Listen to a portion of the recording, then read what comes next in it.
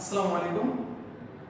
আহমদিয়া আদর্শ উচ্চ বিদ্যালয় কর্তৃক আয়োজিত অনলাইন শ্রেণী কার্যক্রমে তোমাদের স্বাগত। আমি আজকে আলোচনা করব অষ্টম শ্রেণীর সাধারণ বিজ্ঞানের অষ্টম অধ্যায় নিয়ে। আমাদের অধ্যায়টার নাম হচ্ছে রাসায়নিক বিক্রিয়া। প্রথমে আমি আলোচনা করব প্রতীক নিয়ে। প্রতীক হচ্ছে কোন মৌলের পূর্ণ নামে সংক্ষিপ্ত রূপকে প্রতীক বলে। আমি আবার বলতেছি, কোন মৌলের পূর্ণ নামের সংক্ষিপ্ত রূপকে প্রতীক বলে। এটা ইংরেজি নাম হতে পারে বা ল্যাটিন নাম হতে পারে। এখানে এভাবে বলা যায়, কোন মৌলের ইংরেজি বা ল্যাটিন নামের সংক্ষিপ্ত রূপকে প্রতীক বলে। তোমরা জানো পর্যায় সারণীতে 118টি মৌল রয়েছে। তো এই মৌলগুলোর প্রত্যেকটির নাম আছে, তাদের প্রতীক আলাদা আলাদা। যেমন আমাদের পর্যায় সারণীর প্রথম মৌলটা হচ্ছে হাইড্রোজেন, আর তার প্রতীক হচ্ছে H। হাইড্রোজেন বানানি হচ্ছে HYD, আর হাইড্রো ইংরেজি নামের সাথে নাম থেকে ওই হাইড্রোজেনের প্রতীকটা নেওয়া হয়। আবার হিলিয়ামের প্রতীক হচ্ছে He, এটিও ইংরেজি নাম থেকে নেওয়া হয়েছে। এখন প্রতীক লেখার কিছু নিয়ম আছে। প্রতীক লেখার নিয়ম হচ্ছে মৌলটির নামের ইংরেজি বা ল্যাটিন নামের প্রথম অক্ষর, অথবা প্রথম বর্ণের সাথে দ্বিতীয় বর্ণ, অথবা প্রথম বর্ণের সাথে তৃতীয় বর্ণ, যে কোনো বর্ণ হতে পারে। এখন হয়তো ভাবতে পারো যে কেন এমন হয়। যেমন দেখো, আমাদের হাইড্রোজেনের প্রতীক হচ্ছে H। আমি যদি হিলিয়ামের প্রতীক আমি H লিখতাম, তাহলে আমরা বুঝতে পারতাম যে কোনটা হাইড্রোজেন কোনটা হিলিয়াম। এই যেন এই ভিন্নতা যেন আমরা বুঝতে পারি সহজে, এই জন্যই মূলত এমন করা হয়। তাহলে আমরা যেখানে H দেখবো আমরা সেটা বুঝবো এটা হচ্ছে হিলিয়াম, আর যেখানে শুধু H দেখবো সেটা হচ্ছে হাইড্রোজেন। আমাদের যেমন আমি এখানে বোর্ডে আরেকটা নাম লিখলাম সোডিয়াম, কিন্তু আমি তার প্রতীক লিখলাম Na। সোডিয়াম লিখতে অবশ্যই বানানো হবে SODIUM, এরকম সোডিয়াম। কিন্তু আমার দেখো নামটা আছে Ma দিয়ে, তার মানে অবশ্যই তোমরা বুঝতে পারছো যে এই নামটা ইংরেজি নাম থেকে আসে না, এটি আসছে ল্যাটিন নেম থেকে, এবং সেই নামটা হচ্ছে ন্যাট্রিয়াম, ল্যাটিন নেমটা। একইভাবে পটাশিয়ামের ক্ষেত্রেও পটাশিয়াম POTA এভাবে আসার কথা, কিন্তু সেই হিসেবে কিন্তু আমাদের প্রতীকটা লেখা K দিয়ে, তার মানে এটাও কিন্তু ইংরেজি নাম থেকে আসে নাই, এটাও আসছে আমাদের ল্যাটিন নেম ক্যালিয়াম থেকে। শুধু এটা না, আমাদের আরো আছে, যেমন কপারের প্রতীক হচ্ছে Cu, কিন্তু আমরা কপার লিখছি এভাবে BE এভাবে লিখলাম কপার, কিন্তু যেহেতু Cu দিয়ে আসছে তার নামটাও ল্যাটিন নেম, সেটা হচ্ছে কাপ্রাম। একইভাবে আমাদের আরো আছে, যেমন আমরা সিলভারকে লিখি Ag, তার মানে সেটাও কিন্তু আমাদের ইংরেজি নাম থেকে আসে না। তারপর মার্কারিকে লিখি আমরা Hg। তাহলে তোমরা বুঝতে পারছো প্রতীক হচ্ছে কোন মৌলের ইংরেজি বা ল্যাটিন নামের সংক্ষিপ্ত রূপটা হচ্ছে প্রতীক। আশা করি তোমরা প্রতীক কি সেটা বুঝতে পারছো।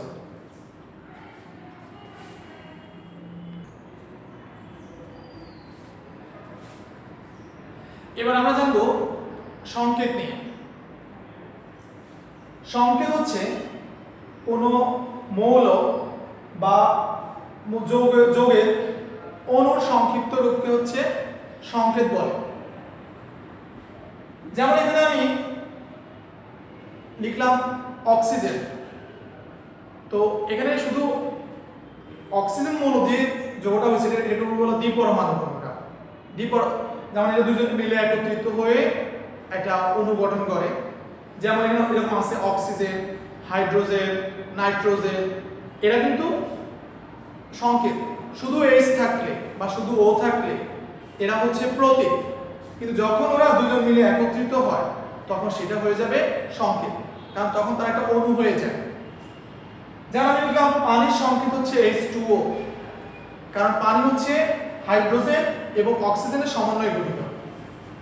তাহলে যদি একাধিক মৌল নিয়ে হয় তারা হয় যৌগ, আর এই কারণে এটা হচ্ছে সংকেত। আবার একই রকম আমি চুনা পাথরের সংকেত লিখলাম CaCO3, এখানে Ca হচ্ছে ক্যালসিয়াম আর Ca3 হচ্ছে কার্বনেট, তাহলে এটাকে বলা হয় ক্যালসিয়াম কার্বনেট বা চুনা পাথর। তাহলে আমরা বলছি প্রতীকটা হচ্ছে কোন মৌলের পূর্ণ নামের সংক্ষিপ্ত রূপ, কিন্তু সংকেতটা বলছি কোন মৌল বা যৌগের অণুর সংক্ষিপ্ত রূপ।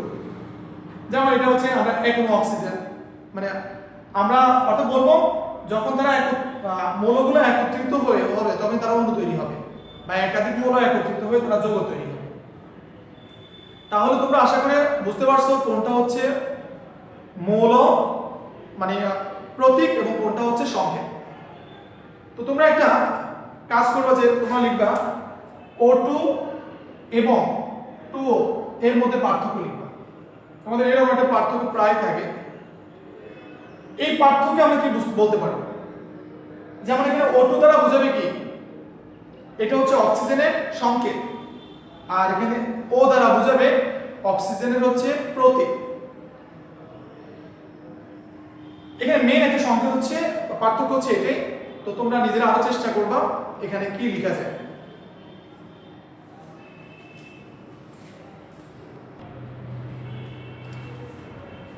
এখন আমরা যোজনী নিয়ে কথা বলবো। এটা আমাদের এই চ্যাপ্টারের সবচেয়ে মানে ইম্পর্টেন্ট বলতে পারো। যোজনী ছাড়া আমরা কোনো একটা যৌগ লিখতে পারবো না, এটা অসম্ভবই নয়। তো যোজনী জিনিসটা কি, আমি যদি মানে নিজের ভাষায় বলতে যাই যা তোমাদের জন্য পড়তে সুবিধা হয়, তোমরা কি মনে রাখতে পারবা, সেজন্য আমরা বলতে পারি নিকটতম নিষ্ক্রিয় গ্যাসের কাঠামো অর্জনের জন্য কোন মৌল যতটি ইলেকট্রন গ্রহণ, বর্জ্য বা শেয়ার করে সেই সংখ্যাটা হচ্ছে যোজনী। তো তোমরা শুধু শেয়ার তোমরা এখানে বুঝবা না, তোমরা গ্রহণ বর্জনটাই মূলত তোমাদের অষ্টমে শ্রেণীতে আলোচনা করা হয়। যেমন পর্যায় সারণীতে 1 থেকে 20টি মৌলের মধ্যে অভিজাত মৌল মানে ধ্বনি মৌল হচ্ছে হিলিয়াম, আর্গন এবং ক্রিপ্টন 2, 10, 18। 1 থেকে 20 মধ্যে প্রত্যেকটা মৌল এদের মতো হতে চাইবে, তার কাছাকাছি। যেমন আমার হাইড্রোজেন ইচ্ছে করলে কিন্তু সে নিয়নের মতো হতে পারবে না, বা কার অক্সিজেন ইচ্ছে করলে সে আর্গনের মতো হতে পারবে না, তার কাছাকাছি যে ধ্বনি মৌলটা আছে তার মতো হতে চাইবে। যেমন দেখো অক্সিজেনের পারমাণবিক সংখ্যা হচ্ছে 8, তার নিকটতম নিষ্ক্রিয় গ্যাস হচ্ছে নিয়ন। এখন অক্সিজেন অবশ্যই নিয়নের মতো হতে চাইবে, সে নিয়নের মতো হতে গিয়ে 2টি ইলেকট্রন গ্রহণ করে, এই কারণে অক্সিজেনের যোজনী 2। যেমন আমরা আবার বলতে পারি সোডিয়াম, তার পারমাণবিক সংখ্যা হচ্ছে 11, তার নিকটতম নিষ্ক্রিয় গ্যাস হচ্ছে নিয়ন। সে নিয়নের মতো হতে গিয়ে একটা ইলেকট্রন ছেড়ে দেয়, এই কারণে তার যোজনী হচ্ছে 1। ক্যালসিয়াম, তার পারমাণবিক সংখ্যা হচ্ছে 20, তার নিকটতম নিষ্ক্রিয় তথ্য কিন্তু আর্গনকে, কারণ সে 18। তখন ক্যালসিয়াম আর্গনের মতো হতে গিয়ে সে 2টি ইলেকট্রন ছেড়ে দিবে, তার যোজনীও 2। যোজনী বইয়ের ভাষায় বলা যায় যে একটি মৌলে অন্য মৌলের সাথে যুক্ত হওয়ার ক্ষমতাটা হচ্ছে যোজনী। যেমন আমরা পানির সংকেত লিখলাম H2O, তোমরা হয়তো মুখস্থই জানো যে আমাদের পানির সংকেতটা H2O, কিন্তু কেন এখানে 2 হয় বা কি হয় এটা তোমরা জানো না। তো পানিতে মূলত হাইড্রোজেনের এবং অক্সিজেন থাকবে, তার কম্বিনেশন। হাইড্রোজেনের পারমাণবিক সংখ্যা হচ্ছে 1, তার নিকটতম নিষ্ক্রিয় গ্যাস হিলিয়াম। সেই হিলিয়াম হতে হলে একটি ইলেকট্রন প্রয়োজন, আর তার যোজনী হচ্ছে 1। আর অক্সিজেনে আমাদের একটু আগে বললাম অক্সিজেনের যোজনী হচ্ছে 2। আর একটা যৌগে যখন যোজনী বসে একজনের যোজনী আরেকজনের সাথে বসে, তো অক্সিজেনের যোজনী 2 তাই হাইড্রোজেনের সাথে 2 বসছে, আবার হাইড্রোজেনের যোজনী 1 তাই অক্সিজেনের সাথে 1 বসছে। তো এইভাবেই মূলত একটা যৌগ তৈরি হয়। তো আজকে এতটুকুই থাকুক, আমরা নেক্সট ক্লাসে আরো ডিটেইলস নিয়ে আলোচনা করব। তোমরা সবাই ভালো থেকো, আল্লাহ হাফেজ।